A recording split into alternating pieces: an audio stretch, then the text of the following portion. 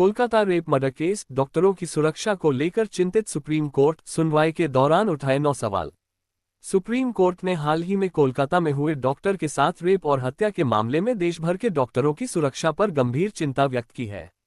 Court ने इस मामले में कई गंभीर सवाल उठाए हैं। कोर्ट ने कहा कि महिला डॉक्टरों को सुरक्षा न मिलना उनके संवैधानिक अधिकारों का हनन है।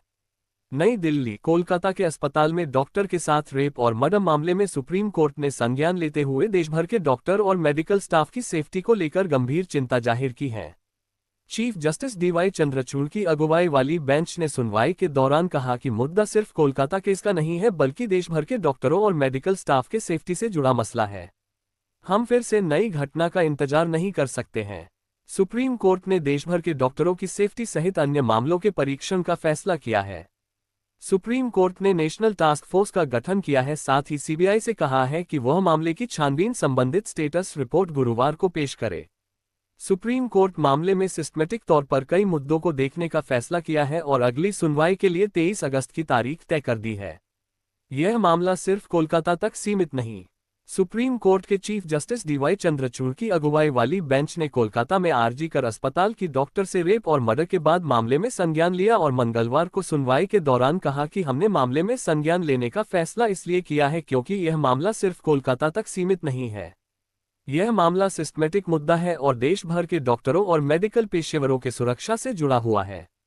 शीर्ष अदालत ने कहा कि हम देश भर के डॉक्टरों और खासकर महिला डॉक्टरों और स्टाफ के सेफ्टी को लेकर चिंतित हैं। ये सब नौकरी के नेचर और जेंडर के कारण ज्यादा खतरे की स्थिति है। ऐसे में हमारे पास एक नेशनल प्रोटोकॉल की जरूरत है ताकि सेफ कंडीशन बनाया जा सके।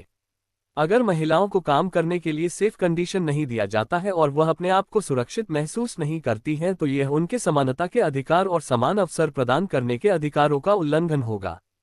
हमें सेफ्टी सुनिश्चित करने के लिए अभी कदम उठाने होंगे। नेशनल टास्क फोर्स को हुआ गठन।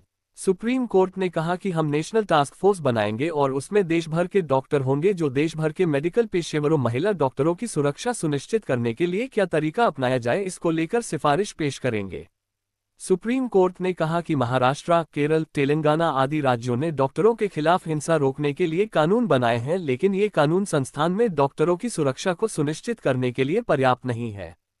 सुप्रीम कोर्ट ने टिप्पणी में कहा कि ज्यादा से ज्यादा महिलाएं काम पर जाएं तो ऐसी स्थिति में देश एक और रेप जैसी घटना का इंतजार नहीं कर सकती है कि ग्राउंड स्थिति में तब बदलाव होगा। सुप्रीम कोर्ट ने क्या मुख्य मसले उठाए? मेडिकल प्रोफेशनल्स दिन रात ड्यूटी करते हैं लेकिन उन्हें आराम करने के लिए पर्याप्त संख्या में कमरे नहीं हैं।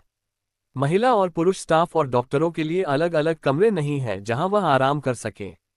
इंटर्न, रेजिडेंट्स डॉक्टर और सीनियर रेजिडेंट्स 36 घंटे तक ड्यूटी करते रहते हैं और उनके पास बेसिक हाइजीन कंडीशन और सैनिटेशन तक कई बार नहीं होते हैं। अस्पताल में जिनकी सुरक्षा व्यवस्था होनी चाहिए वह नहीं होती है। मेडिकल केयर प्रोफेशनल्स के पास पर्याप्त संख्या में टॉयलेट सुविधा तक नहीं होती है। मेडिकल प्रोफेशनल्स अस्पताल से दूर निवास करते हैं और ट्रांसपोर्टेशन की सुविधा भी पर्याप्त नहीं है। अस्पतालों में मॉनिटरिंग के लिए समुचित तौर पर सीसीटीवी भी वर्किंग नहीं है। मरीज और उनके अटेंडेंट बिना किसी रोक टोक के अस्पताल में सभी जगह चले जाते हैं।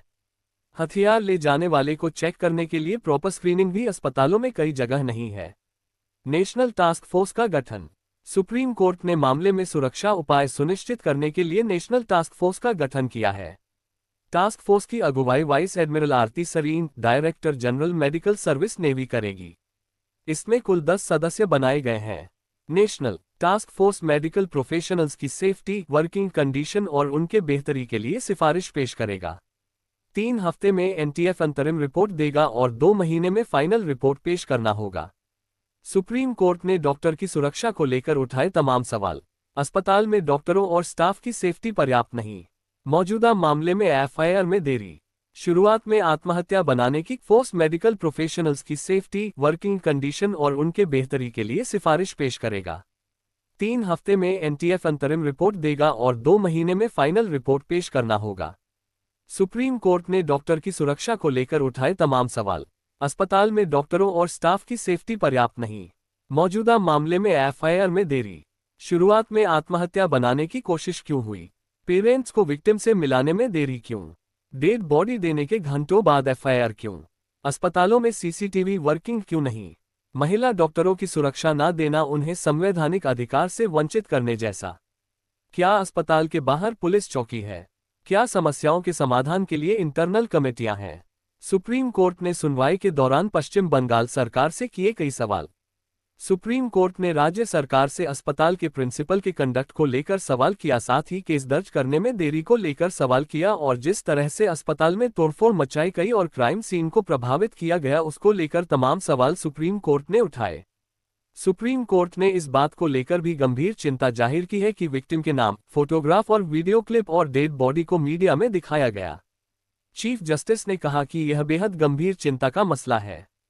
इस दौरान पश्चिम बंगाल सरकार की ओर से पेश सीनियर एडवोकेट कपिल सिब्बल ने कहा कि पुलिस के मौके पर पहुंचने से पहले ही फोटोग्राफ लिए गए थे और उसे सर्कुलेट कर दिया गया। चीफ जस्टिस ने कहा कि जब अपराध के बारे में जानकारी सुबह के समय ही हो गई थी। अस्पताल के प्रिंसिपल ने इस घटना को आत्महत्या बताने की कोशिश की। यहां तक कि पेरेंट्स को विक्टिम की बॉडी तक देखने के लिए कुछ घंटे इंतजार करना पड़ा। सिब्बल ने तक कहा कि इस तरह की जानकारी गलत फैलाई गई है। राज्य सरकार रिकॉर्ड पर सही तथ्यों की जानकारी पेश करेगी। चीफ जस्टिस ने इस पर सवाल किया कि प्रिंसिपल ने जब केजीकर अस्पताल से इस्तीफा दिया तो उन्हें किसी और अस्पताल में कैसे चार्ज दिया गया। बेंच ने केस दर्ज करने की टाइमिंग पर भी सवाल किया। सिब्बल ने कहा कि अप्राकृतिक मौत के बारे में तुरंत केस दर्ज कर लिया गया था। एफआईआर दर्ज करने में कोई देरी नहीं हुई। चीफ जस्टिस ने तब सवाल किया कि ऑटोप्सी उसी दिन 1 बजे दोपहर से लेकर 4:45